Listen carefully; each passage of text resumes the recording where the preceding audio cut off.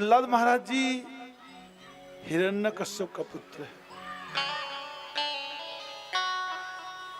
किंतु हिरण्यकश्यप जो था वो तो विष्णु विद्वेषी, वैष्णव विद्वेषी, साधु विद्वेषी, ब्राह्मण द्वेषी, वेदद्रोही, धर्मद्रोही, प्रजाद्रोही हिरण्यकश्यप।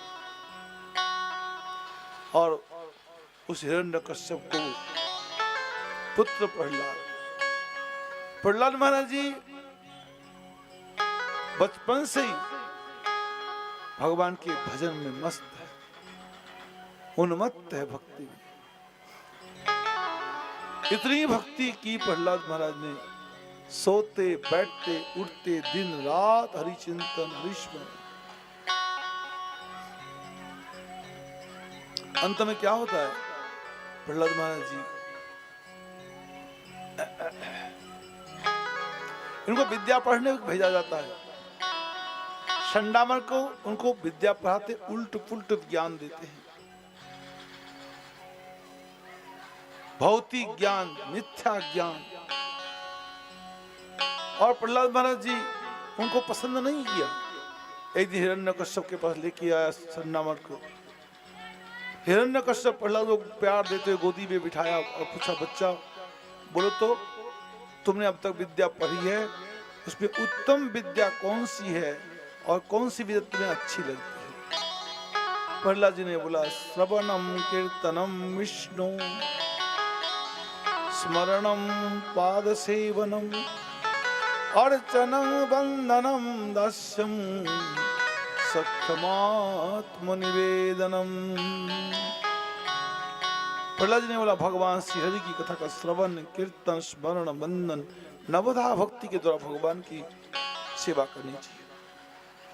हिरण्यकश्यप एकदम से बिगड़ा। महाराज शंडामर को पूछा, तूने ऐसे गंदी बात क्यों पढ़ाई? शंडामर कहते, मैंने नहीं सिखाया। कैसे बोल रहा है? अपने आप बोल रहा है। प्रहलाद से पूछा, प्रहलाद ये सारी विद्या तूने गुरु से नहीं सीखी तो कहां से, किससे सीखी है? ले आओ। इसी बात महाराज नरसिंह भगवान प्रहलाद जी ने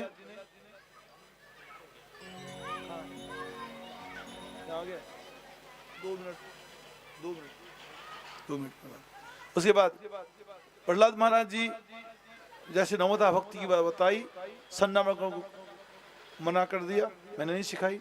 प्रहलाद को पूछा तो उसने कहां से सीखा?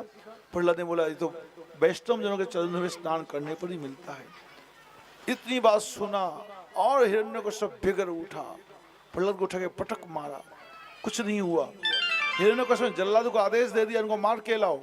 जल्लाद ने प्रहलाद को मारने की सारी कोशिश कर ली, मूसल से मारे, भाला चलाए, सूली पर चढ़ाए, आंच से जलाए।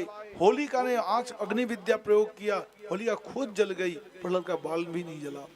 प्रहलाद को सांप से डसवाए, हाथी से कुचलवाए, शेर से कटवाए, पहाड़ से गिरे, समुद्र में डुबोए। महाराज कुछ भी करके प्रहलाद नहीं मार सका। काली कोठी में डाल दिया, भूखा प्यासा छोड़ दिया, पानी नहीं, हवा नहीं, खाने को नहीं, सांप बिच्छू से भरे, लेकिन प्रहलाद को नहीं मार सका। अंत में हार करके पूछा, तेरे को कौन बचाता है? जो आपको बचाता है वो मेरे को बचाता है। वो कौन है? बोले भगवान है। गधा, मैं भगवान होता हूँ। तेरा भगवान कौन होता है? मेरे भगवान नारायण होता है। कहाँ रहता है? सब जगह में। खम्भे में क्यों नहीं देता? खम्भे में भी है। इतनी बात कहना था। खम्भे में जगह जोर से मारा, मुक्का मारा कि गदा मारी, कुछ भी मारा, खम्भा टूटा। खम्भों के बीच में से भगवान प्रकट हुए। प्रहलाद के वचन की रक्षा के लिए, वेदों के वचन की रक्षा के लिए, ब्रह्मा की प्रतिज्ञा की रक्षा के लिए भगवान खंबे से निकले और नरसिंह के रूप में प्रकट हुए। महाराज मध्य सभायाम न मृगम न मानुषम, और फिर लड़ाई शुरू हो गई। लड़ते लड़ाते हिरण्यकश्यप और भगवान नरसिंह ने लड़ते लड़ाते संध्या का समय दिखा। भगवान ने हिरण्यकश्यप को काबू करके अपने गोदी पर लेकर पेट पे नाखून चुभे पेट को फाड़ने लगे। हिरण्यकश्यप ब्रह्मा के तपस्या करके वरदान लिया था, दिन में नहीं मरेगा, रात में नहीं मरेगा, घर में नहीं मरेगा, बाहर में नहीं मरेगा, धरती में नहीं मरेगा, आसमान में नहीं मरेगा, अस्त्र शस्त्र यंत्र तंत्र मंत्र में नहीं मरेगा, ब्रह्मा के सृष्टि किसी प्राणी के हाथ नहीं मरेगा। भगवान ने सारी ब्रह्मा जी की एक एक बातों को सच रख करके उससे अलावा भगवान ने नरसिंह बने, नाखून से उनके पेट को फाड़ डाले। दिन में नहीं, रात में, संध्या के समय मारे, 12 महीनों में, 13 महीने में मारे, घर में नहीं मारे, दहली पर मारे, मारा, ऐसे करके वध किया। उसके बाद तो असुर लोग भगवान पर कूद पड़े। असुर बड़े संगठित होते, बहुत संगठन असुर में होता है। सारे असुर इकट्ठा भगवान नरसिंह पर मारने के लग पड़े।